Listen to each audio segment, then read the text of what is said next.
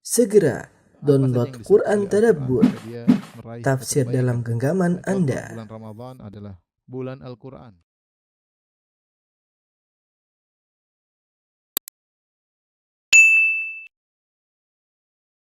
Bismillahirrahmanirrahim. Assalamualaikum warahmatullahi wabarakatuh. Alhamdulillahi ala ihsani wa syukru lahu ala taufiqihi wa amtinani. Asyhadu an la ilaha illallah wahdahu la syarika lahu ta'ziman li sya'ni wa asyhadu anna Muhammadan abduhu wa rasuluhu ila ridwani. Allahumma shalli alaihi wa ala alihi wa ashabihi wa ikhwani. Hadirin dan hadirat yang dirahmati oleh Allah Subhanahu wa taala, kita lanjutkan bahasan kita tentang syarah rinci rukun iman. Dan kita masuk pada halaman 29 tentang adillatu tauhid ar-rububiyah, tentang dalil-dalil tauhid rububiyah ya. Dalil-dalil tauhid rububiyah. Dalil tentang tauhid rububiyah bisa kita bagi menjadi dua. Yang pertama adalah dalil-dalil tentang adanya Tuhan, adanya pencipta ya, atau Tuhan ya. Kemudian yang kedua adalah dalil-dalil tentang Tuhan tersebut esa ya. Tersebut esa dalam penciptaan, pemilikan dan pemeliharaan, pemilikan dan pengaturan.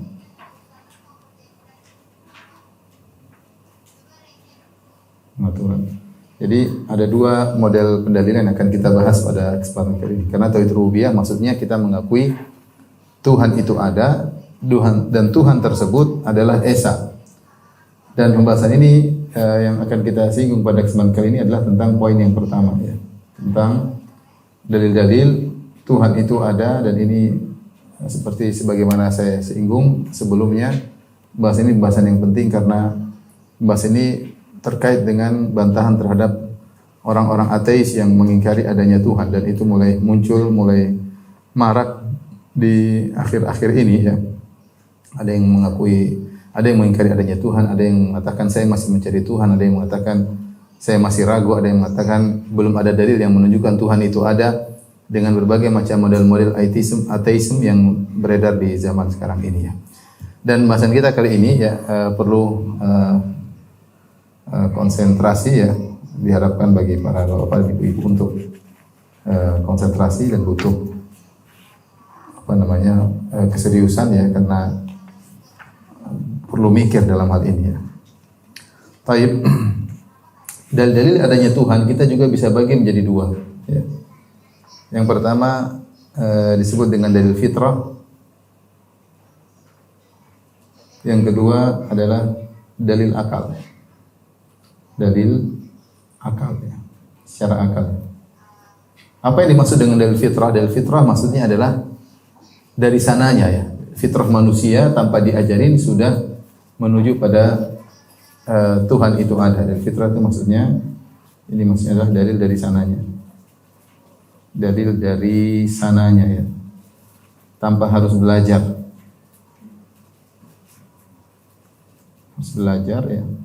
Sudah terpatrikan oleh Allah dalam hati manusia. Allah sudah patrikan dalam hati manusia. Jadi memang ketika Allah menciptakan manusia, fitrah itu sudah ada. Istilahnya file itu sudah ada dalam setiap manusia. Ya. Allah sudah patrikan dalam hati manusia.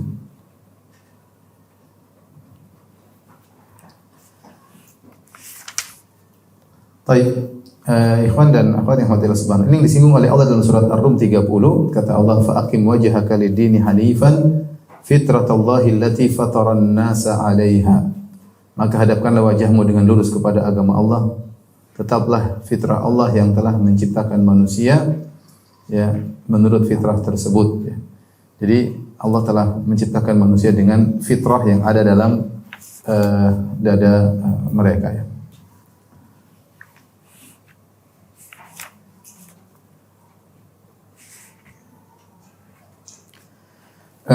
Perkara-perkara fitrah tersebut ya, Jadi kita akan singgung dalil fitrah. Ini kita tunda. Yang pertama adalah dalil fitrah.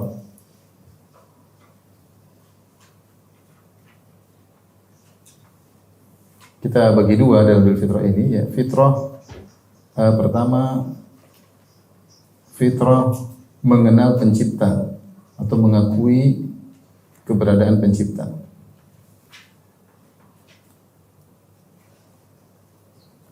Kemudian yang kedua, fitrah mengetahui ilmu-ilmu dasar. Ilmu-ilmu dasar. Ini ilmu dasar yang saya katakan tadi tidak perlu dipelajari, tapi semua orang sudah mengetahui secara langsung ya. Di antara dalil bahwasanya Allah menjadikan manusia secara fitrahnya mengenal adanya Tuhan seperti sabda Nabi sallallahu alaihi wasallam, "Kullu mauludin yuladu alal fitrah." Kata Nabi sallallahu alaihi wasallam, "Kullu mauludin yuladu alal fitrah." Setiap manusia itu yang dilahirkan di atas fitrah, yaitu mengenal Tuhan. Ada fitrah untuk mengakui adanya Tuhan ya. Di atas Islam. Tetapi ternyata ketika fitrah tersebut tidak dijaga, fa abawahu yuhawidanihi, maka kedua orang tuanya menjadikan dia menjadi seorang Yahudi, au yunassiranihi, menjadikan dia seorang Nasrani, au yumajjisanihi, atau menjadikan dia menjadi seorang Majusi ya. Artinya fitrahnya bisa berubah, tapi asalnya kalau seorang dibiarkan di atas fitrahnya, dia akan mengakui keesaan Allah Subhanahu wa taala. Demikian juga dalam surat Al-A'raf ya, dalil yang berikutnya dalam surat Al-A'raf surat ke-7 ayat ke-172 sampai 173 ya. Ibu bisa lihat di halaman 32 ya. Saya bacakan firman Allah, "Wa id akhadha rabbuka min bani Adam min dhuhurihim min dzurriyyatahum wa id akhadha rabbuka min bani Adam min dhuhurihim dzurriyyatahum wa ashhadahum ala anfusihim alastu bi rabbikum qalu bala syahidna." Dan ingatlah ketika Tuhanmu mengeluarkan keturunan anak-anak Adam dari sulbi mereka dan Allah mengambil kesaksian terhadap jiwa mereka seraya berfirman, "Bukankah aku ini Tuhanmu?" Mereka menjawab, "Bala syahidna," kami bersaksi. Jadi kita semua ini pernah diambil saksi oleh Allah Subhanahu wa taala untuk bersaksi bahwasanya Allah adalah Tuhan kita. Mungkin timbul pertanyaan, kita tidak pernah ingat lagi tentang persaksian tersebut. Benar, kita sudah tidak pernah ingat. Kalau kita pernah bersaksi bahwasanya Allah adalah Tuhan kita. Tetapi asar, ya karena sudah terlalu lama ya. Ketika Adam diciptakan, kita dikeluarkan, kemudian ruh-ruh kita dikeluarkan, kemudian diminta persaksian. Itu sudah berapa, mungkin 1000 tahun yang lalu ya. Dan kita mungkin sudah lupa, tapi kata para ulama, meskipun kita sudah lupa persaksian tersebut, akan tapi dampaknya masih ada. Dampaknya masih ada. Dampaknya bahwasanya kita selalu mencari ada zat yang maha kuasa sebagai Tuhan kita. Ya, sebagai Tuhan kita. Setiap manusia punya kecenderungan untuk mencari sesembahan ya. Mencari sembahan yang sembahan tersebut harusnya adalah Maha Esa, Maha Kuat dan Maha segalanya ya. Makanya di antara bukti akan masih ada dampaknya hal ini, anak-anak mudah mereka percaya adanya Tuhan itu sangat mudah. Tidak perlu kita sebutkan dalil macam-macam, selama mereka masih di atas fitrah mudah. Ya, tahu-tahu mereka percaya sama Tuhan, tahu-tahu mereka berdoa kepada Allah Subhanahu wa taala tanpa harus kita jelaskan dengan susahnya. Lihat aja anak kita, lihat manusia secara umum, mereka percaya adanya Tuhan. Yang enggak belajar, yang belajar, yang nakal, yang enggak nakal, semuanya percaya ada Tuhan. Kenapa bisa demikian? Karena mereka pernah diambil saksi, meskipun persaksian tersebut mereka sudah lupa, tapi dampaknya masih ada. Ya. Orang yang tidak percaya pada Tuhan itu keluar dari fitrah. Dia sulit, dia berusaha melawan fitrahnya yang menyatakan Tuhan itu ada, tapi karena ada perusak fitrah sehingga dia nekat melawan fitrahnya. Asalnya manusia punya fitrah bahwasanya Tuhan itu ada ya. Baik, ini dalil fitrah mengakui keberadaan pencipta ya. Oleh karena saya katakan tadi, hukum asal manusia yang belajar atau tidak belajar, yang taat maupun bermaksiat, semuanya mengakui ada Tuhan. ya, mengakui adanya Tuhan.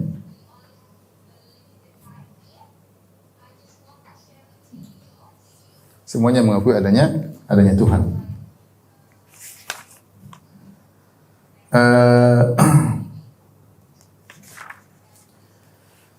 Baik, saya sebutkan di halaman 33, coba Ibu lihat di halaman 33, di antara perkara yang membuktikan adanya dalil fitrah. Saya bacakan, kita dapati bahwa pada asalnya manusia sejak zaman dahulu hingga sekarang di atas kepercayaan adanya Tuhan.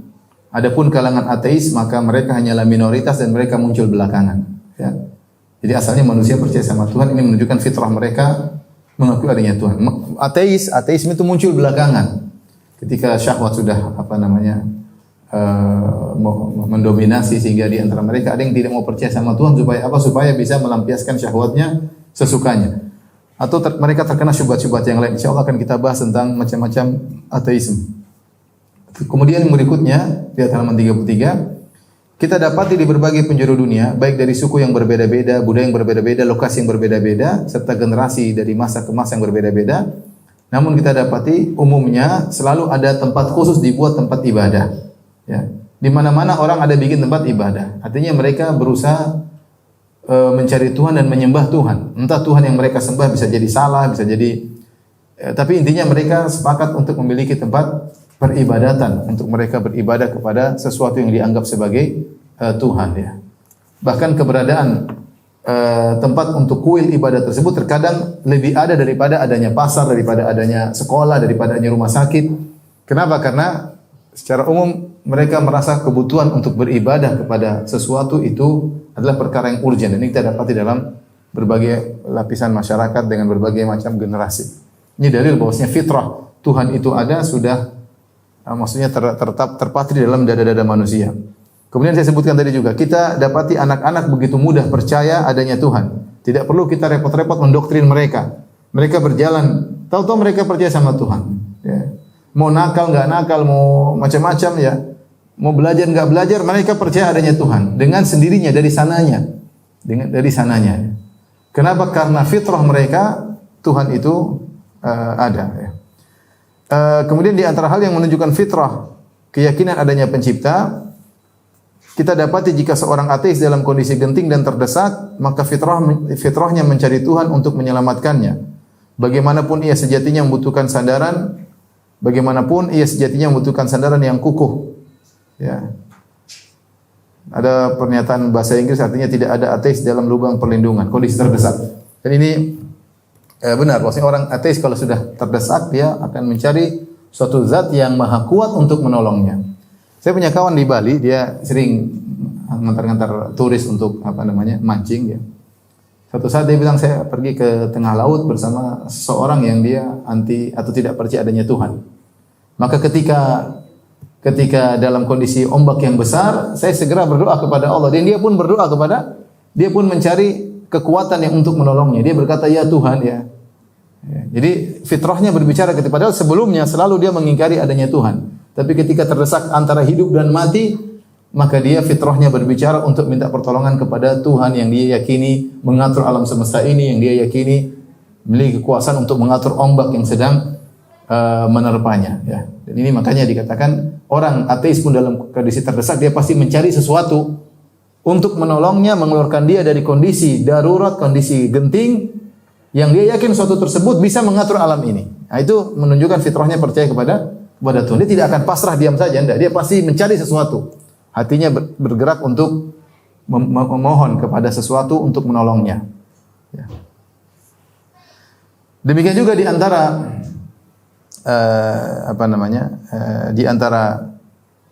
dalil yang menunjukkan fitrah, ya, bahwasanya hukum asal manusia tidak menerima jika disuruh menyembah kepada hewan. Asalnya tidak menerima hal tersebut, tapi fitrah bisa berubah. Ya. Tapi inilah fitrah yang merupakan dalil utama bahwasanya Tuhan itu ada ya. Kemudian pembahasan berikutnya ya, bukti-bukti tentang dalil fitrah. Ini mungkin kita bikin subjudul di sini ya. Bukti-bukti dalil fitrah. Jadi Perlu kita ingat fitrah itu maksudnya dari sananya, tidak perlu belajar tahu-tahu kita sudah memiliki pengetahuan tersebut tanpa belajar. Ya, berarti sejak kita lahir sudah ada file yang dipasang dalam diri kita. Tidak perlu kita belajar. Karena kalau kita belajar berarti bukan fitrah, berarti kita ilmu muktasab, ilmu yang kita cari. Maksud saya fitrah ini tidak perlu belajar, file sudah ada bagi setiap orang yang lahir, sudah filenya demikian. Yang pasang file tersebut siapa? Allah Subhanahu wa taala. Contoh di antaranya pembahasan tentang ilmu-ilmu dasar, namanya mabadi'ul ilmi ad-daruriyah. Ilmu-ilmu dasar, jadi ilmu itu ada dua.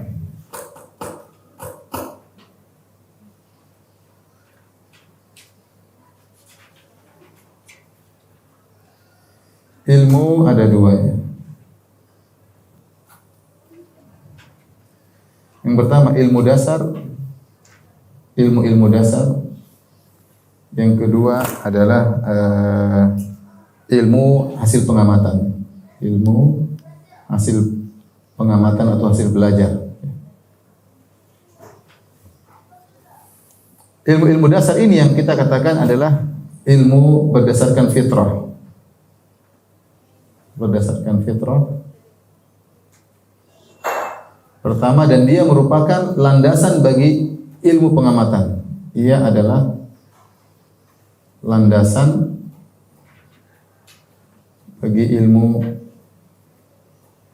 pengamatan, bagi ilmu ini.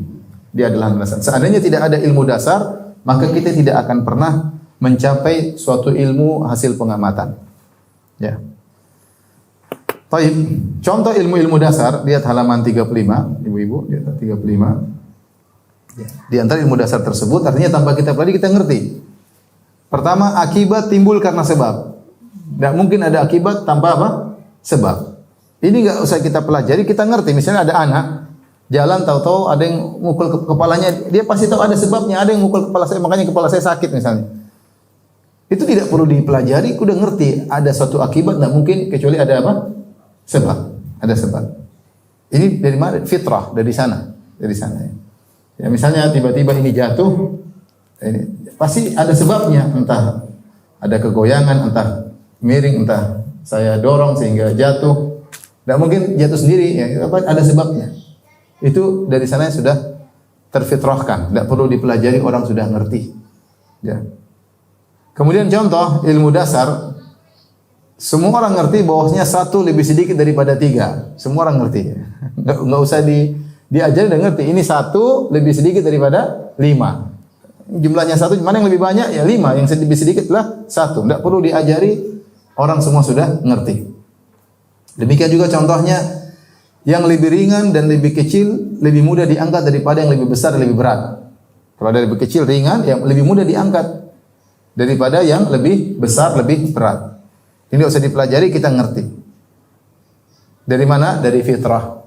Ini bukan hasil eksperimen. Ada orang eksperimen yang kecil kalau diangkat ternyata lebih ringan daripada yang besar. Bukan hasil eksperimen.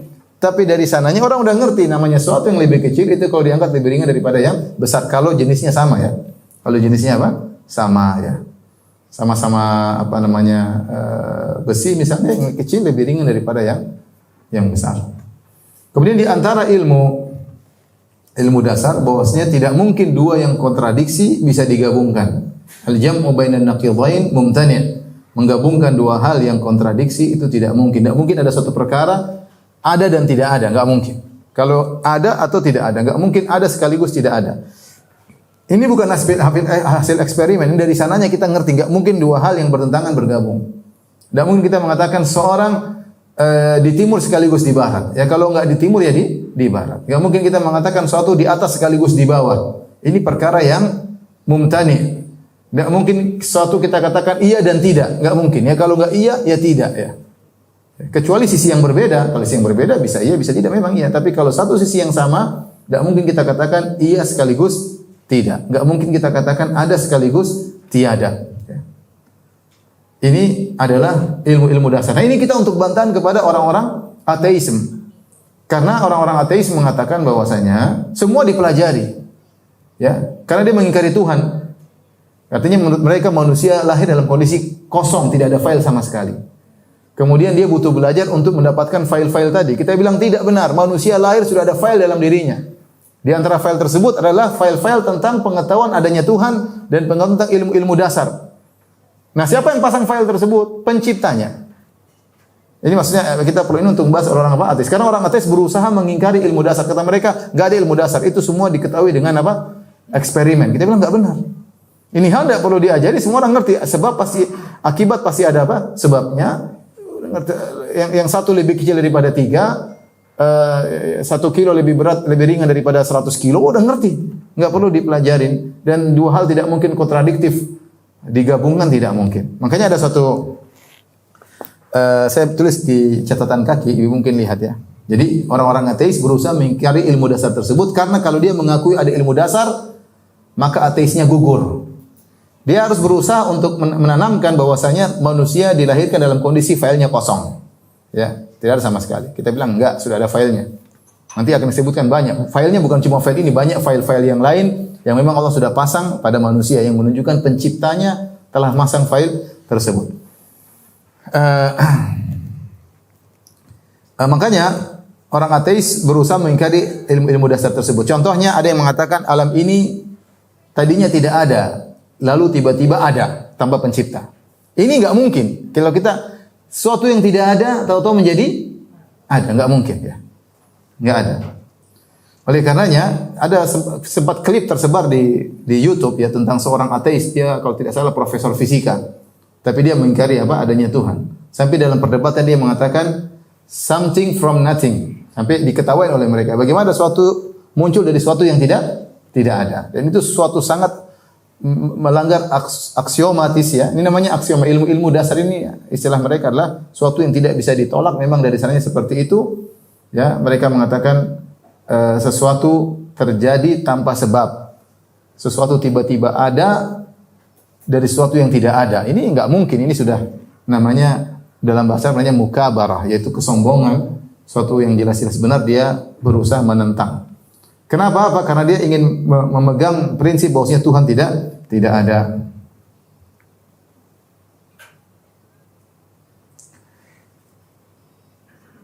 Ada kisah perdebatan antara seorang yang agamis dengan seorang ateis ya.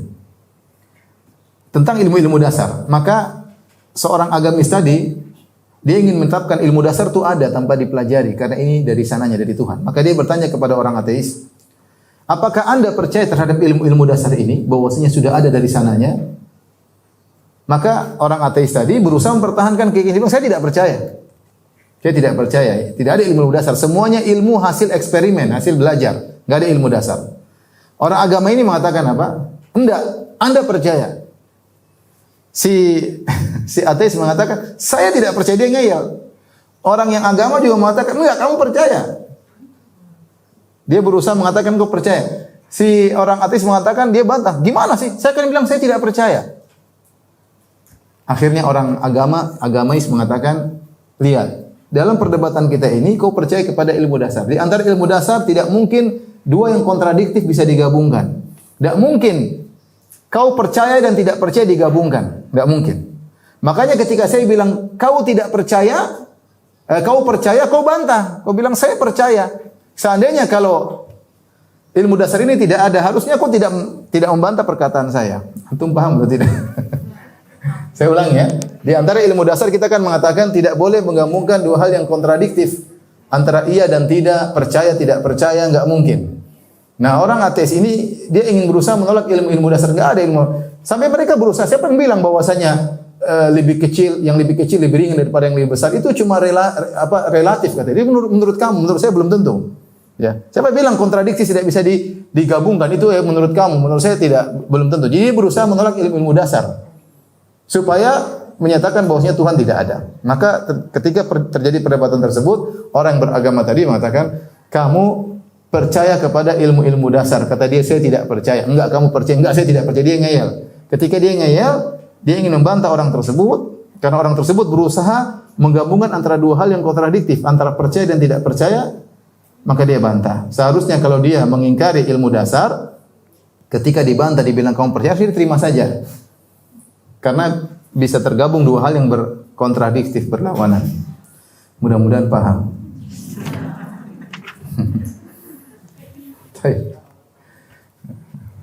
Nggak usah ketemu orang ateis, nggak usah debat sama mereka. Semoga dapat hidayah gitu aja. masuk neraka sana, bukan urusan saya. Taib yang kedua di antara bukti-bukti fitrah seperti nilai-nilai akhlak. Nilai-nilai akhlak. Lihat halaman 36. Saya sebutkan di sini, manusia dengan berbagai macam modelnya di belahan bumi ini, baik Soviet maupun Ukraina, ya, maupun Eropa maupun Barat, semua percaya bahwasanya membunuh orang tidak bersalah itu akhlak yang buruk. Ya atau tidak? Enggak usah diajari. Bahwasanya mengambil barang orang lain tanpa izinnya, mencuri itu adalah akhlak yang buruk. Tidak perlu diajari. Ini ilmu fitrah. Enggak usah duduk di SD bahwasanya mencuri barang, orang sudah tahu itu enggak benar. Ini nilai akhlak ini terpatri dalam diri seorang dari sananya. Seorang menilai mana akhlak baik, mana akhlak yang buruk. Kalau kita sebut dengan nilai-nilai, norma-norma, itu dari mana? Dari sananya, tidak perlu diajari. Tidak perlu diajari ya. Kalau orang-orang ateis, mereka mengatakan itu relatif. Kita bilang enggak relatif. Kalau saya bunuh anakmu, itu baik atau buruk? Dia pasti bilang buruk. Dia pasti bilang apa? Buruk. Dari mana kau buruk? Siapa yang ngajari kamu itu buruk? Enggak ada yang ngajari, itu dari sananya. Jadi kesepakatan manusia dengan berbagai macam modelnya, timur dan barat, ya, utara dan selatan, dengan berbagai macam sukunya, yang belajar enggak belajar, ketika mereka sepakat bahwasanya mengambil barang orang tanpa izin adalah keburukan, itu menunjukkan mereka terfitrah ini akhlak yang buruk. Menolong orang semua tahu menolong orang adalah kebaikan. Tidak usah diajari, itu kebaikan. Tinggal mau dilaksanakan atau tidak. Tapi kalau semua orang lihat ada orang lain, si A menolong si B, pasti semuanya memuji A. Si A, Masya Allah baik. Membantu apa sih? Si B. Sehingga mereka punya penilaian barometer untuk akhlak yang baik, akhlak yang buruk. Tentunya secara global ya, secara global. Akhlak baik seperti ini, akhlak buruk seperti ini. Tanpa diajari, mereka sudah paham. Ini kesepakatan mereka. Ini bukan perkara yang nisbi, bukan relatif. Ini suatu yang kepastian. Ya, contohnya tadi, mengambil barang orang tanpa izin adalah keburukan. Semua sepakat. Membunuh orang tua tanpa ada salah orang tua, jelas ini apa? Keburukan ya, keburukan. Timbullah perdebatan juga antara orang agamais dengan orang ateis yang menolak bahwasanya penilaian akhlak itu suatu yang pasti, tapi dia mengatakan ini relatif, tidak ada namanya ilmu dasar seperti ini. Akhirnya ada orang agamais tadi bertanya kepada dia, ya, seandainya kau beriman tentang surga dan neraka, seandainya, jadi tidak beriman dengan Tuhan, apalagi surga dan neraka. Seandainya kau beriman tentang surga dan neraka, kalau kau disuruh pilih mana, surga atau neraka? Otomatis dia bilang saya pilih neraka, pilih surga. Kenapa pilih surga? Karena neraka, jadi akhirnya dia tahu bahwasanya fitrahnya tidak tahu bahwasanya neraka adalah tempat yang apa? Yang buruk. Nah, berarti fitrah enggak ada yang ngaji. Kamu sini tidak beriman kepada surga dan neraka, tapi fitrahmu tahu kalau neraka itu buruk ya. Dari mana? Dari sananya. Dari sananya. Dia tidak berani mengatakan relatif ya. Bahwasanya biasa saja di neraka bagus, enggak ada ya. Semua sepakat. Tapi di antara bukti-bukti fitrah yang ketiga misalnya lihat halaman 37 insting ya. Insting atau naluri ya. Naluri ya. Banyak ya hal-hal yang menunjukkan bahwasanya ini sudah dari sananya, baik manusia maupun hewan. Ya. Saya sebutkan contoh-contohnya. Ini enggak perlu dipelajari. Tahu-tahu sudah ada filenya dalam diri seseorang ya. Ya, di antaranya manusia laki-laki secara naluri umumnya bersyahwat kepada wanita. Ya. Sudah jelas ya, kalau perempuan ketemu laki-laki ya pasti ada stromnya ya. Dari mana stromnya yang pasang? Allah Subhanahu wa taala kan. Enggak usah diajari. Enggak ada yang kata laki-laki ini perempuan, ini cantik, ini begini-begini, hendaknya kau tertarik kepada dia. Enggak perlu. Tahu-tahu ketemu strom, selesai. Dari mana? Dari sananya. Bukan cuma manusia, hewan. Ada sapi jantan, lihat sapi betina, dia pasti tertarik. Sementara ada akhwat yang cantik, sapinya enggak tertarik. Dia tertarik kepada sapi sejenisnya. Dari mana? Karena filenya seperti itu yang Allah pasang pada dirinya. Udah. Seperti itu. Ini enggak perlu dipelajari ya. Bagaimana ketertarikan lawan jenis? Dari sananya. Kalau robot ya susah gimana, kecuali harus diprogram dulu ya. Tidak mungkin tiba-tiba. Makanya aneh, adanya ketertarikan, ada syahwat dari mana coba? Kalau bukan dari Allah Subhanahu wa taala. Ini dalil bahwasanya fitrah ada, itu hal-hal yang sudah dipasang pada makhluk tanpa harus dipelajari. Siapa yang pasang? Allah Subhanahu wa taala. Ini bantahan bantahan telak kepada orang ateis yang mengatakan Tuhan tidak ada, semua dengan belajar. Nggak bisa, gitu. Ini dari sananya. Sebaliknya justru ada seorang, ini hukum asal ya, seorang melihat ibunya, dia tidak tertarik sama ibunya. Tapi kalau dia melihat wanita yang bukan ibunya, dia tertarik. Kenapa bisa demikian? Ya ini dari sananya seperti itu. Kita sama adik, sama ibu nggak, mungkin terkadang terlihat sebagian aurat ibu, sebagian aurat adik, kakak, kita nggak ada ketertarikan. Tapi kita melihat tetangga, tertarik. Kenapa bisa demikian? Dari sananya seperti itu. Dari sananya seperti itu. Apa itu namanya? Fitrah. Fitrah bisa berubah ya. Saya bilang fitrah, orang yang percaya Tuhan nggak percaya Tuhan bisa berubah. Orang yang kelainan seksual juga bisa berubah. Itu bisa, tapi hukum asalnya tidak. Hukum asalnya ketertarikan kepada lawan jenis. Kemudian contoh lagi, ilmu dari sananya. Seorang bayi yang baru lahir, belum bisa melihat, belum bisa mendengar. Tahu-tahu ibunya kasih puting susunya, langsung dia sedot. Yang ngajarin dia sedot siapa coba? Seandainya satu profesor satu dunia ngumpul ngajarin anak bayi ini untuk melakukan suatu kegiatan, tidak bakalan mampu. Seluruh profesor dunia ngumpul ngajarin anak ini, kamu harus begini, kamu harus begini. Nggak ada yang bisa ngajarin. Seandainya dia lahir dalam kondisi kosong, siapa yang ngajarin? Kamu nanti kalau ada puting sedot ya. Siapa yang ngajarin? Nggak ada. Nggak bisa, dia nggak ngerti. Tetapi ketika dia lahir, dia langsung bisa nyedot. Dari mana? Allah yang kasih seperti itu. Ini ada Tuhan yang ketika dia sudah dipasang file tersebut. Dia tidak pernah belajar sebelumnya. Tidak pernah melihat sebelumnya. Dia tidak bisa melihat, tidak bisa mendengar. Tidak ada ilmu. Tahu-tahu dia bisa nyusu sama ibunya, menunjukkan memang sudah dipatrikan dari sananya. Demikian juga hewan-hewan banyak sekali. Bagaimana burung-burung bisa lebah, bisa langsung lahir, langsung bisa bekerja tanpa ada belajar sama sekali. Ini semua bagaimana hewan-hewan diajari untuk pertahankan hidup ya. Kenapa tidak ada pikiran dalam dia mati lebih baik daripada hidup? Kenapa hewan-hewan tidak pilih mati? Dia kenapa pilih hidup? Ada instingnya, dia pertahankan hidup. Harus cari makan ya. Berarti ada fitrah bahwasanya hidup itu lebih baik daripada apa? Ada mati. Sehingga dia mempertahankan kehidupannya. Lihat bagaimana singa yang begitu garang membunuh hewan lain, tapi begitu sama anaknya dia sayang sama sekali. Kenapa tidak jahat sama anaknya? Dari sananya Allah kasih fitrah seperti itu. Bagaimana seorang ibu bisa begitu cinta kepada anaknya ya?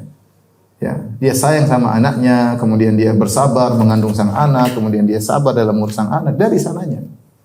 Dari sananya. Ini namanya fitrah, hidayah ammah. Kalau bahasa istilah syar'inya al-hidayah al-ammah. Yang kata ketika Fir'aun bertanya kepada Nabi Musa, "Famar rabbukuma ya Musa?" Siapa Tuhan kalian berdua wahai Musa dan Harun? Qala rabbuna alladhi a'ta kulla syai'in khalqahu thumma hada. Tuhan kami adalah yang berikan petunjuk, yang berikan bentuk kejadian kepada segala sesuatu kemudian memberinya petunjuk. Itu petunjuk itu namanya insting. Yang dari sananya Allah telah berikan kepada makhluk-makhluk. Allah berfirman dalam surat An-Nahl, "Wa auha rabbuka ilan nahli an ittakhidhi minal jibali buyutan wa minasyajari wa mimma ya'rishun." Kami wahyukan, maka Rabb mewahyukan kepada lebah, ya jadikanlah gunung-gunung sebagai tempat tinggalmu, kemudian pohon-pohon dan dari bangunan-bangunan bikin rumah-rumah di situ. Tsumma kuli min kulli thamarati, kemudian makanlah dari setiap buah-buahan. Fasluki subula rabbiki dzulula. Ya. Dan tempuhlah jalan Tuhanmu yang telah dimudahkan bagimu. Lihat lebah.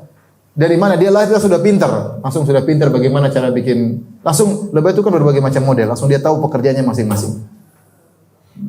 Tidak ada yang mengajari ya. Hewan itu kan gimana mau ajari, susah ya. Tapi sejak lahir sudah ada insting untuk mencari nafkah, model dia seperti itu ya. Seperti itu ya, dari sana ya. Baik, ini adalah dalil fitrah. Kemudian kita akan bahas tentang dalil akal yang kedua ya.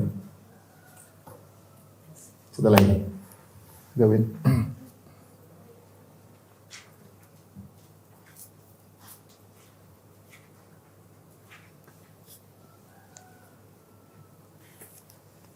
Sudah?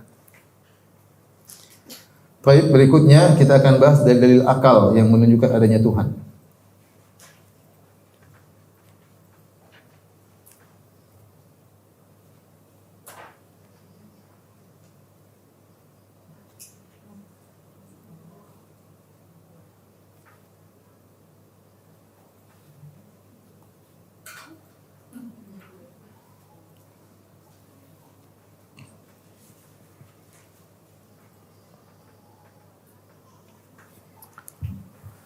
Dalil-dalil akal dalam istilah syariat, dalil akal disebut dengan al-ayat.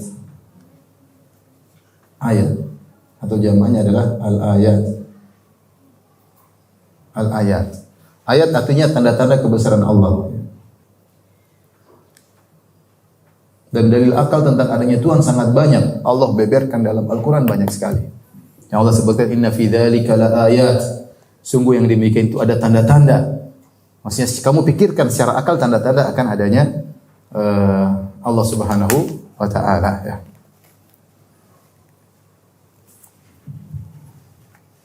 Menunjukkan adanya Tuhan, tanda-tanda kebesaran Allah itu menunjukkan adanya Tuhan sekaligus ya, kebesaran Tuhan tersebut, keagungan Tuhan tersebut. Dan itu banyak saya sebutkan ayat-ayat, lihat halaman 40 catatan kaki. Allah mengatakan la ayatin liqaumi yaqilun ya. Inna fi khalqis samawati wal ardi wa ikhtilafil laili wan nahar. Sungguhnya penciptaan langit dan bumi, pergantian silih berganti siang dan malam. Wal fulki allati tajri fil bahri, kemudian kapal yang berlabuh di atas lautan. Wa ma anzalallahu minas sama'i ma'in. Allah turunkan hujan dari langit, dengan hujan tersebut Allah tumbuhkan tumbuhan. Kemudian wabatha fiha min kulli dabba, Allah tebarkan berbagai macam hewan. Wa tasrifir riyah was sahabi al musakhkhari baina samai wal ard, kemudian bagaimana angin yang dijalankan oleh Allah, kemudian bagaimana awan antara langit dan bumi. Semua itu la ayatin liqaumi yaqilun, adalah tanda-tanda akan adanya Tuhan dan akan agungnya Tuhan bagi orang yang berakal. Benar ya, bagaimana bisa berjalan, maksudnya bagaimana bisa berjalan dengan sendirinya? Ya, langit dan bumi dengan begitu megahnya, pergantian siang dan malam, dan semua ini menunjukkan ada yang mengaturnya. Baik.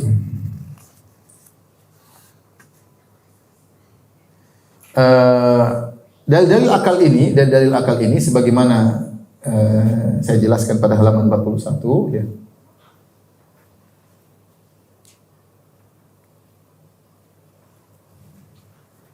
Dalil akal ini disebut dengan ayat-ayat, kemudian dalil akal ini landasannya adalah fitrah. Adalah fitrah. Artinya kalau tidak ada fitrah, orang tidak akan percaya dengan dalil akal. Ya, fitrah itu yang menjadikan akal kita berjalan sehingga kita percaya. Jadi landasan dari dalil akal adalah dalil fitrah. Seperti ilmu dasar, ilmu dasar, sebab akibat ya, misalnya sebab akibat. Kemudian misalnya tidak mungkin merajihkan satu tanpa sebab, tarjih biduni murajjih mumtani ya. Tidak mungkin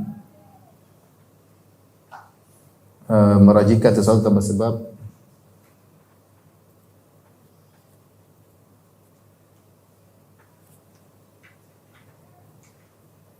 Intinya saya ingin sampaikan bahwasanya dalil akal itu bisa kita terima ketika kita punya fitrah. Ketika kita punya fitrah ya. Dan umumnya dalil akal yang ditunjukkan oleh Al-Qur'an simpel dan mudah dipahami, tidak bertele-tele.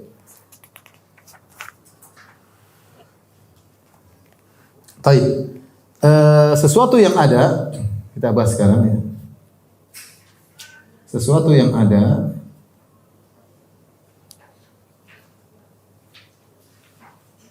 dua model ya. Yang terlihat, yang tidak terlihat. Yang terlihat dan tidak terlihat ya. Yang tidak terlihat namanya gaib. Eh, adapun yang kelihatan untuk mengetahuinya mudah. Untuk mengetahui keberadaannya dengan melihatnya.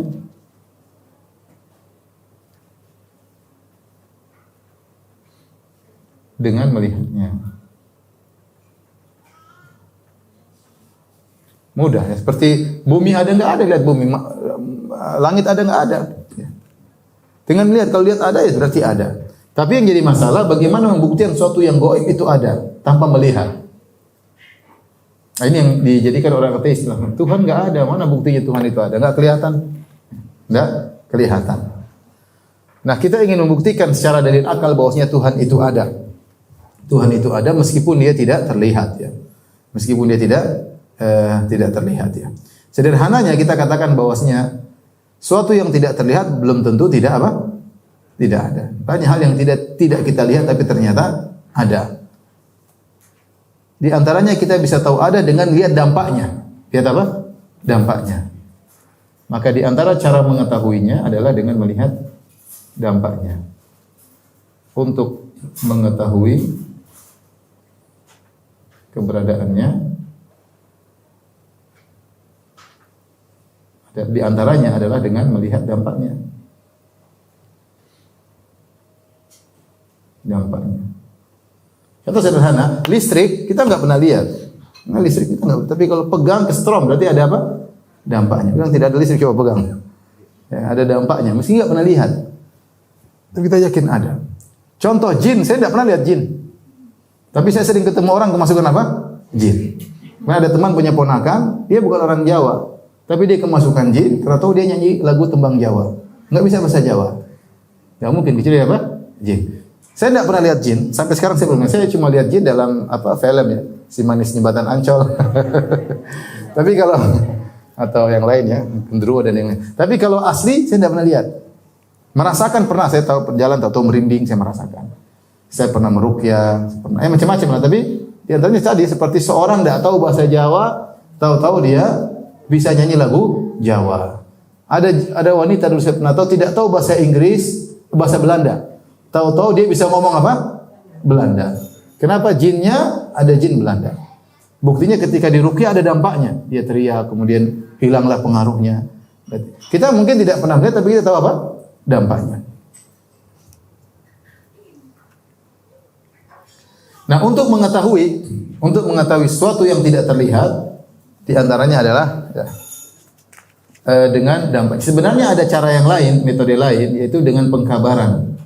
Dengan dikabarkan oleh sumber yang terpercaya. Yang terpercaya. Ya, sumber terpercaya. Saya tidak pernah lihat corona misalnya. Tetapi ada yang bilang, ada yang sudah lihat dengan apa namanya? Alat, dia lihat corona bentuknya begitu. Ya sudah, saya percaya aja. Ya, dia dokternya saya percaya, orang muslim, orang bukan tukang bohong. Meskipun saya nggak pernah dia kabarkan corona bentuknya seperti ini, saya percaya. Ya. Dan banyak hal kita nggak pernah lihat tapi kita percaya dengan pengkabaran orang yang terpercaya. Kita bicara tentang Tuhan, kita ada orang kita percaya Nabi Muhammad SAW. Jadi apa yang dia kabarkan kita imani. Tetapi dalil ini tidak akan diterima oleh ateis. Ini pasti ditolak oleh ateis.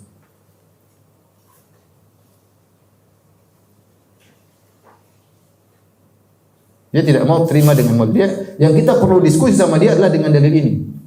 Ini yang perlu didiskusikan. Dalil bahwasanya dampak keberadaan Allah, bahwasanya Allah itu ada dengan melihat dampaknya. Dengan melihat dampaknya. Jadi kita akan bahas pada kesempatan kali tentang ini, tentang dalil adanya Allah dengan apa? Dengan melihat dampaknya. Dampak adanya Allah. Saya akan bahas di lembaran berikutnya.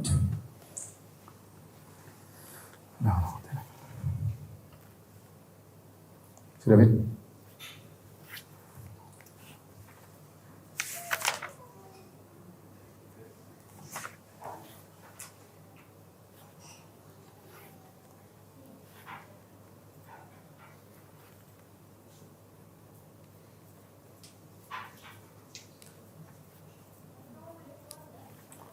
ditinjau dari dampaknya.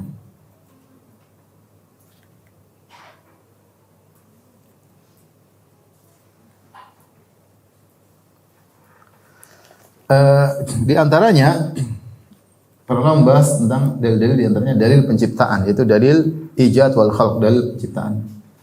Lihat pada halaman 42.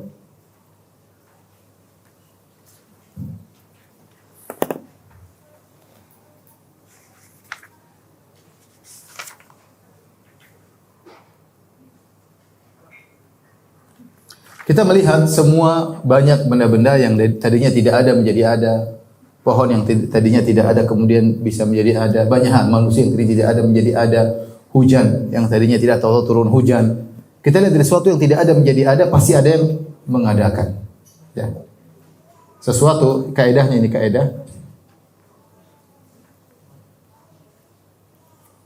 Sesuatu yang tidak ada lantas menjadi ada,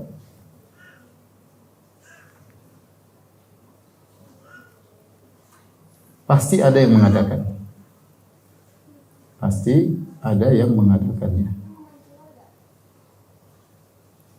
Ini apa namanya? Sederhana, dan ini diantara metode yang mudah. Baju nggak mungkin tiba, pasti ada yang jahit. Gampangnya. Mobil nggak mungkin, pasti ada yang bikin. Rumah ini nggak mungkin jadi dengan apa? Sendirinya. Pasti ada yang apa? 100 tahun yang rumah ini nggak ada. 5 tahun lalu baju ini belum ada. Pasti ada yang membuat. Itu logika sangat sederhana. Maka demikian juga kita melihat banyak makhluk yang tadinya tidak ada menjadi ada, pasti ada yang mengadakan. Sungguhnya kaidah ini dibangun di atas hukum sebab akibat. Ini dibangun ilmu dasar, dibangun di atas ilmu dasar.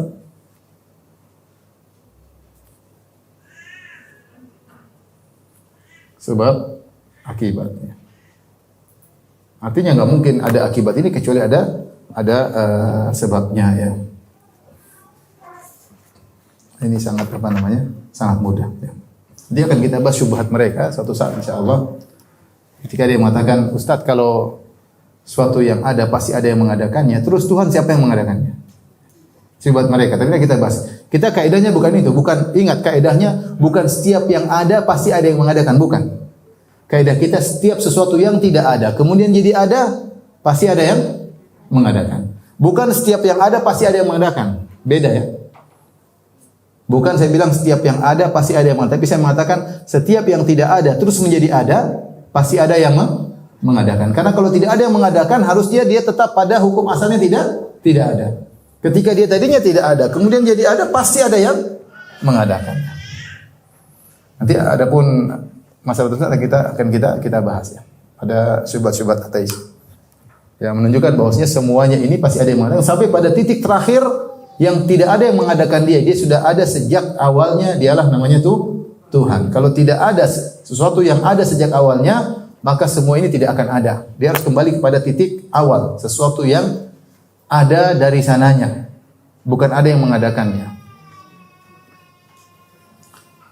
Ibu paham? Paham atau tidak? Insyaallah ya. Sudah, kalau ketemu orang ateis enggak usah debat. Bilang selamat masuk neraka, udah. Enggak usah. Tapi ini semua kita terkadang orang-orang yang terkena syubhat ateis, orang sekitar kita dengan adanya medsos, dengan adanya baca yang macam-macam, sehingga terkadang orang dekat kita yang terkena syubhat ateis. Maka kita butuh mengetahui secara dasar ya. Tapi contoh yang kedua atau dalil yang kedua disebut dengan dalil al-inayah ya. Dalil perhatian dan keselarasan. Lihat halaman 45. Maksudnya apa? Maksudnya alam semesta ini terjadi dengan serasi. Alam semesta ini terjadi dengan serasi, dengan keserasian. Penuh keserasian. Maksudnya lihat ya, kita ini manusia diciptakan dan alam ini huwallazi khalaqalakum ma fil ardi jami'an. Kata Allah, Allah yang telah menciptakan bumi seluruhnya untuk kalian.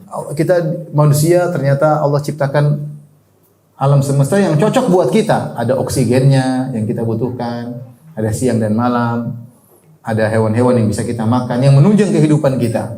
kemudian ada logam-logam, akhirnya kita bisa bikin mobil, bisa bikin motor, bisa bikin pesawat, ada bahan bakarnya, ada penyakit, ada obatnya. Ini semua nggak mungkin terjadi dengan sendirinya, nggak mungkin. Kalau sendiri dengan sendirinya pasti nggak teratur. Ketika terjadi dengan serasi, cocok dengan kebutuhan manusia, maka menunjukkan memang ini ada yang mengadakannya. Makanya Ibnu Rushd dalam kitabnya Manahijul Adillah, Kashful Manahijil Adillah, dia mengatakan seandainya seorang berjalan di tengah hutan, tahu-tahu dia lihat batu jatuh tempat, mungkin ini kebetulan batu itu jatuh, tahu-tahu ada batu kecil nggak teratur di depan dia, ketendang atau apa, ini mungkin kebetulan. Tapi kalau dia berjalan di tengah hutan, tiba-tiba dia melihat ada batu yang disusun, dipahat seperti tempat duduk, kemudian diletakkan di bawah sebuah pohon, di atasnya ada naungannya. Ini pasti ada yang bikin, nggak mungkin terjadi dengan apa? Sendirinya. Ini secara sederhana kira-kira demikian. Ini alam semesta diciptakan dengan penuh keserasian, semua yang ada yang disediakan untuk manusia. Ya tadi oksigen semakin di atas semakin sesak, semakin nggak ada ya. Di sini kadarnya pun tidak banyak-banyak. Kalau terlalu banyak kadarnya, di mana-mana bisa terbakar ya. Macam-macam intinya dengan adanya lautan, dengan adanya udara, ini semua dibuat oleh Zat yang Maha Pencipta untuk serasi dengan kebutuhan apa? Manusia. Nggak mungkin terjadi dengan apa? Sendirinya. Nggak mungkin matahari kemudian siang hari bergerak berjalan sampai waktunya ya. Diatur seperti itu ya. Rembulan semuanya diatur, ada aturannya. Sehingga dengan adanya alam semesta yang penuh keserasian ini menunjukkan Tuhan itu ada ya.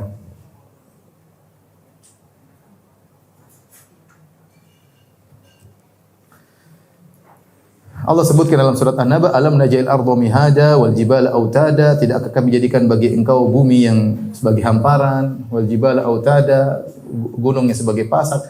Lihat bumi ini rata-ratanya adalah tanah yang datar. Tidak semuanya kerikil. Coba kalau ini seluruhnya batu, ya nggak bisa hidup. Nggak bisa hidup.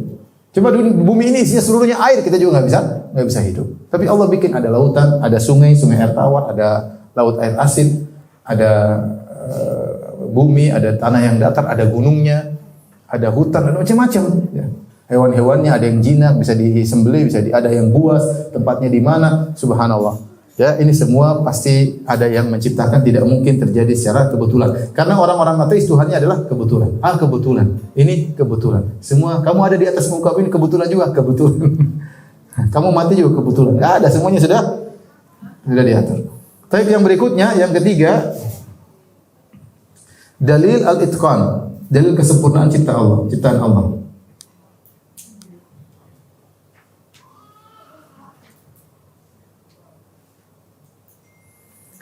Artinya apa? Allah Subhanahu wa taala ketika menciptakan, ciptaannya kokoh dan mutqan, benar-benar kokoh. Lihatlah langit. Ya. Kata Allah Subhanahu wa taala, "Alladzi khalaqa sab'a samawatin tibaqa", yang telah menciptakan langit dengan 7 tingkatannya. Ma tara fi khalqir rahmani min tafawud. Kau lihat tidak ada yang ganjil dalam ciptaan langit Allah Subhanahu wa taala. Bagaimana langit yang begitu luas, lebar, luar biasa, tidak ada tiang, bighairi amalin tarawunaha, tidak ada tiang yang menyanggahnya. Terus tidak ada kemiringan, enggak ada sama sekali. Enggak ada yang satu agak turun, satu di atas, tidak ada lubangnya. Ya, tidak ada. Farji'il basara hal tara min futur. Coba lihat kembali ke langit, apakah ada bolongannya? Enggak ada. Kita kalau disuruh bikin atap sekilo, kita nggak mampu tanpa tiang. Tiang cuma di ujung 4 nggak bakalan mau, pasti ada yang agak turun, ada ini, kemudian ada lubangnya, harus nyambung-nyambung. Langit tanpa sambungan dari ujung sampai ujung, kita nggak tahu ujungnya mana, pangkalnya mana. Siapa yang bisa ciptakan seperti itu? Tuhan pasti. Ini nggak mungkin kebetulan. Nggak mungkin apa? Kebetulan. Dengan matahari dengan orbitnya, rembulan dengan orbitnya, la syamsu yanbaghi laha an tudrikal qamar. Ya, tidak mungkin matahari mendapati tubrukan dengan rembulan, tidak ada.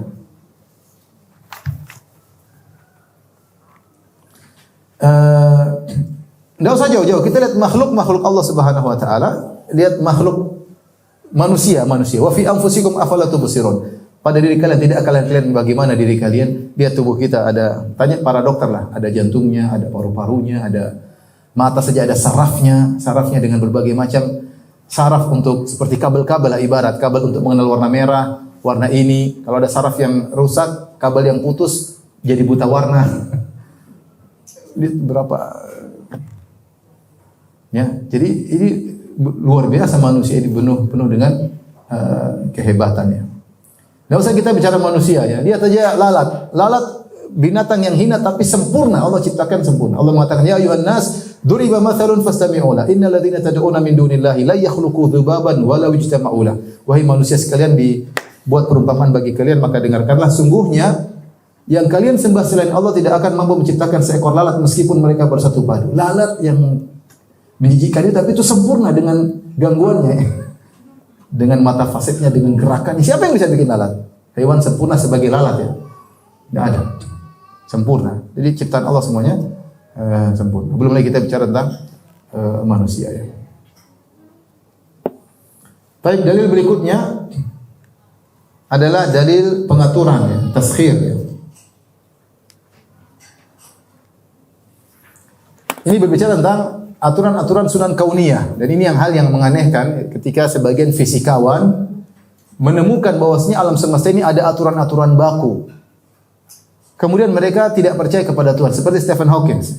Baca Stephen Hawking, dia ahli fisika, dapat penghargaan banyak sekali. Ya. Dia mengatakan kita tidak butuh dengan Tuhan, karena alam ini sudah ada aturan-aturannya. Justru ketika kamu tahu alam ini ada aturan-aturannya, berarti kamu tahu ada yang membuat aturan tersebut.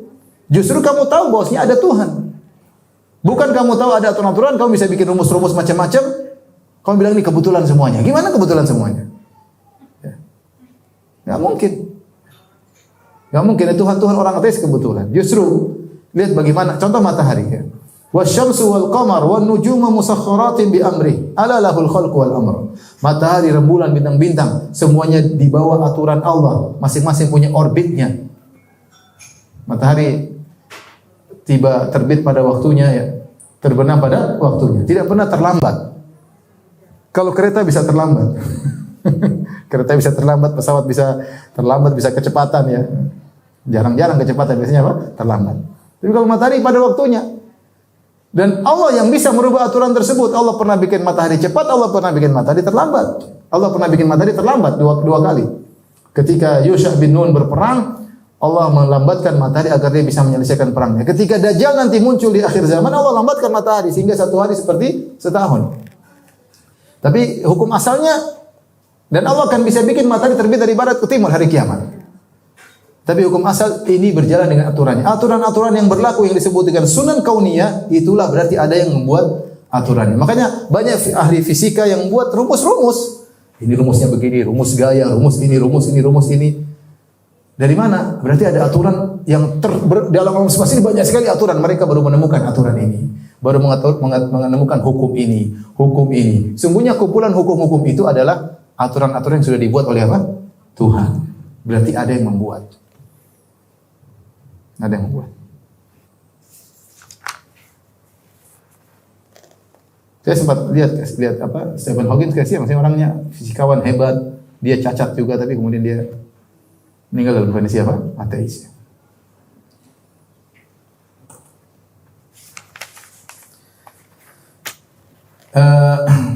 Sehingga sebagian fisikawan mereka, contohnya mereka berusaha, misalnya ingin menunjukkan alam terjadi dengan sendirinya, mereka bikin namanya teori-teori, antara teori bintang kembar, dua bintang bertemu, satunya meledak, satunya jadi pusat orbit, satunya mengorbit di bintang yang tidak meledak tersebut, atau apa namanya teori apa namanya bintang apa meledak apa namanya istilahnya? Big Bang ya, dari suatu benda yang sangat padat kemudian meledak, kemudian akhirnya berkembang jadi planet-planet dan sebagainya. Baik, itu teori kita nggak ada, semuanya hipotesa, dugaan. Kalaupun itu benar, timbul pertanyaan. Yang bikin bintang dua kembar siapa yang dari awalnya? Terserah meledak yang mana, tapi yang datangkan sumber pembuatannya siapa? Teori Big Bang, kalau kita benarkan, siapa yang mendatangkan benda yang sangat padat tersebut sebelum dia meledak? Apa dari tidak ada menjadi tiba-tiba ada? Something from nothing, dari mana seperti itu? Tapi di antara dalil tentang adanya Tuhan, namanya dalil takhsis, yaitu dalil pengkhususan.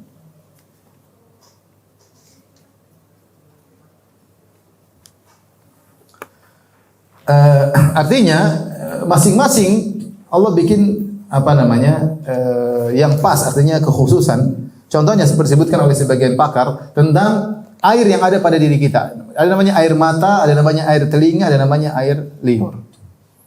Air mata disebutkan dia agak asin. Agak asin supaya apa? Supaya bermanfaat ya. Menjaga kondisi mata agar tetap stabil. Protein pengikat lemak itu sendiri membuat agar menjaga kelembaban mata agar tetap utuh. Makanya air mata agak apa? Agak asin. Air telinga agak pahit. Merupakan, saya nggak pernah rasa ya cuma. Ini merupakan hasil, lihat di Google ada. Ini merupakan hasil sekresi dari kelenjar-kelenjar dalam telinga bersifat basah dan lengket. Ini ada hewan masuk nggak jadi karena nggak enak, pahit dia keluar ya. Air mulut rasa tawar. Kalau dia asin kita nggak bisa merasakan enaknya coto ya.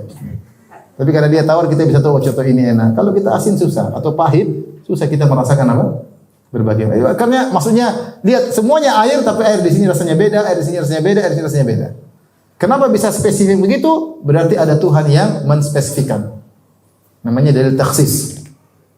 Tidak mungkin terjadi dengan sendirinya ya. Allah menjadikan air laut asin. Kenapa air tawar tidak asin? Air laut asin sehingga memang dibutuhkan ada hewan-hewan semua ada air tawar. Air laut ketika naik kemudian menguap jadi air tawar. Ini semua namanya taksis. Menunjukkan ada yang mengkhususkan ini bentuknya begini, ini bentuknya begini, ada laki-laki, ada perempuan. Kalau laki-laki bentuknya begini, perempuan bentuknya begini, jantan begini, betina begini. Perbedaan bentuk-bentuk ini dengan apa namanya? Stabil itu menunjukkan ada Tuhan. Kalau Tuhan tidak ada, amburadul ya. Tahu-tahu orang melahirkan, tahu-tahu satu kadang-kadang lahir anaknya punya hidungnya di telinga, hidungnya di kepala, atau tahu-tahu punya tanduk dua. Tidak stabil. Kalau kebetulan, harusnya cuma sekali-sekali kebetulan jadi manusia baik. Mungkin anak lahir kedua, jadi lahir monyet. Anak lahir ketiga, jadi lahir kambing ya. Tapi ketika stabil, manusia dengan sifat manusianya, hewan dengan manusia menunjukkan ada yang mengatur semuanya. Paham ya Ibu? Masih ada waktu? Masih ada. Tinggal dua lagi. Berikutnya, namanya dalil jamal, dalil keindahan. Ada perkataan seorang pakar yang teologi yang bernama Clark H. Pinnock ya, dia pernah berkata, cara terbaik menghadapi ateisme adalah dengan melihat keindahan yang Tuhan ciptakan. Tidak usah pakai debat-debat logika. Gini aja, kalau kamu bilang tidak ada Tuhan, semua terjadi dengan evolusi, dengan istilah-istilahmu, maka seharusnya terjadi dengan sampai kadar keperluan saja. Kadar keperluan saja. Contohnya bagaimana? Contohnya manusia yang penting hidup. Berarti dengan evolusi jadilah laki-laki perempuan. Tapi kenapa ada yang cantik? Kenapa harus cantik? Kalau sekedar tujuannya yang penting ada jalannya kehidupan, tidak harus ada namanya kecantikan. Kalau yang penting ada oksigen, ya sudah ada oksigen manusia bisa. Tapi kenapa ada aroma ini, aroma ini? Ya. Berarti Tuhan, berarti ada yang sengaja membuat aroma tersebut, yaitu Tuhan yang menciptakan dengan tujuan. Artinya kita ingin bantah orang ateis, makanya kalau semua terjadi kebetulan tidak perlu ada penyempurna ini, yang penting kehidupan jalan. Paham tidak Ibu? Paham ya? Seperti itu. Kalau perlu cuma ada matahari, ya sudah yang penting matahari ada. Kenapa ada sunset, ada sunrise? Indah kita lihat. Kenapa kalau yang penting ada bunga? Kenapa harus ada bunga yang berwarna-warni? Ada bunga jingga, bunga ini, bunga macam-macam ya. Keindahannya. Itu berarti ada Tuhan yang menciptakan keindahan. Allah sebutkan inna zayyana sama dunya bi zinatil kawakib. Contoh, langit kalau perlu cuma langit tidak perlu bintang, tapi Allah indahkan langit dengan apa? Bintang-bintang. Sebenarnya langitnya sudah cukup. Tidak perlu ada bintang, tapi Allah kasih bintang kenapa? Karena Allah memang menciptakan alam ini dengan keindahan. Inna ja'alna ma'alal ardi zinatan laha. Kami jadikan keindahan di atas muka bumi. Dina beluah untuk menguji kalian. Bahkan hewan-hewan. Kata Allah, walakum fiha jamalun hina turhinu wa hina tasrahun. Sungguhnya pada hewan-hewan ada keindahan ketika kalian bawa ke kandang, ketika kalian bawa ke tempat penggembalaan, hewan-hewan juga ada keindahannya. Jadi di antara bantahan yang mudah bagi mereka, kita bilang kalau Tuhan tidak ada, maka semua terjadi hanya cukup ada kebutuhan primer. Kalau primer sudah terpenuhi, tidak perlu ada evaluasi berikutnya. Ketika ternyata yang ada di alam semesta ini bukan cuma yang primer saja, ada kamaliyat, ada keindahan-keindahan. Ada keindahan alam, ada keindahan ini, hewan-hewan yang indah, kemudian manusia yang indah, ada aroma-aroma yang menarik, banyak hal yang merupakan keindahan menunjukkan di situ ada Tuhan yang menciptakan. Yang terakhir adalah dalil mukjizat ya. Ini juga tergolong dari dalil apa? Akal ya. Artinya ketika ada mukjizat berarti ada Tuhan. Makanya ketika Nabi Ibrahim berdialog dengan orang yang mengingkari adanya Tuhan ya. Alam tara alladhi haja Ibrahim fi rabbih an atahu Allahul mulk id qala Ibrahim rabbi alladhi yuhyi wa yumiit qala ana uhyi wa umiit qala Ibrahim fa inna Allah ya'ti bisyamsi minal masyriq fa'ti biha minal maghrib fa buhita alladhi kafar. Tidakkah kau lihat bagaimana seorang yang Allah berikan kerajaan yaitu Raja Namrud yang dia sombong dan angkuh dengan kerajaan tersebut ketika dia mengaku adanya Tuhan dia berdiskusi dengan Ibrahim. Kata Ibrahim, "Kau Tuhan, saya juga punya Tuhan. Tuhan saya bisa menghidupkan dan mematikan. Kata sang raja, saya juga bisa menghidupkan dan mematikan. Bagaimana caranya?" Kata dia, ini dua orang, saya sudah vonis dia akan dihukum mati. Tapi yang satunya saya bebaskan, satunya saya bunuh. Berarti yang satu saya hidupkan, satu matikan. Ini Tuhan Bahlul, bukan gitu maksudnya. Maksudnya itu orang sudah mati dihidupkan. Kamu bisa enggak? Tapi dia tahu, dia ngeles. Dia bilang, ini dua orang saya sudah hukum mati. Yang satu saya bebaskan, berarti saya hidupkan. Yang satu tetap saya bunuh, berarti saya matikan. Padahal bukan itu maksud Ibrahim. Tapi karena dia enggak nyambung, Ibrahim pindah kepada yang lebih hebat. Ibrahim berkata, "Fa inna Allah ya'ti bisyamsi minal masyriq." Tuhanku menerbitkan matahari dari timur. Kalau kau Tuhan, harusnya kau bisa mengatur alam semesta ini. Kau yang bikin aturan, kau bisa rubah. Fa'ti biha minal maghrib. Maka datangkanlah matahari dari barat. Maka dia tidak mampu. Makanya di antara namanya mukjizat disebut dengan khawariqul adah, yaitu keluar daripada aturan alam. Contoh, api harusnya membakar, tidak membakar. Yang bisa bikin api tidak membakar siapa? Tuhan. Yang bikin api membakar Tuhan, yang bisa rubah cuma apa? Tuhan. Maksud saya mukjizat itu adalah perubahan aturan yang biasanya menunjukkan ada Tuhan. Karena yang bisa merubah aturan tersebut yang membuat aturan itu juga. Siapa? Yaitu Allah Subhanahu wa taala. Contoh Nabi Muhammad SAW keluar dari tangannya air. Manusia gimana? Enggak ada kerannya, tahu-tahu keluar air. Nabi Musa alaihissalam pukul batu itu bukan sumber air, tahu-tahu batu ada keran 12 keluar air dari mana? Yang bikin aturan gini Tuhan pasti. Karena dia yang bisa merubah aturan. Makanya para anbiya diberikan mukjizat agar orang-orang percaya bahwasanya mereka utusan Tuhan. Buktinya apa? Dia bisa merubah aturan alam. Bisa merubah aturan alam ya. Seperti Nabi SAW makan nasinya bukan apa? Bukan nasi apa? Korma atau makanannya bukan tambah sedikit, tambah banyak. Aturan alam kalau dimakan semakin habis, buktinya tambah banyak. Siapa yang bisa bikin gini? Tuhan. Seperti itu. Jadi adapun penjelasan detail tentang mukjizat tentu banyak. Ini ibu yang dirahmati Allah Subhanahu wa taala yang bisa saya sampaikan tentang dalil adanya Tuhan ya. Insyaallah kita lanjutkan pada kesempatan yang lain.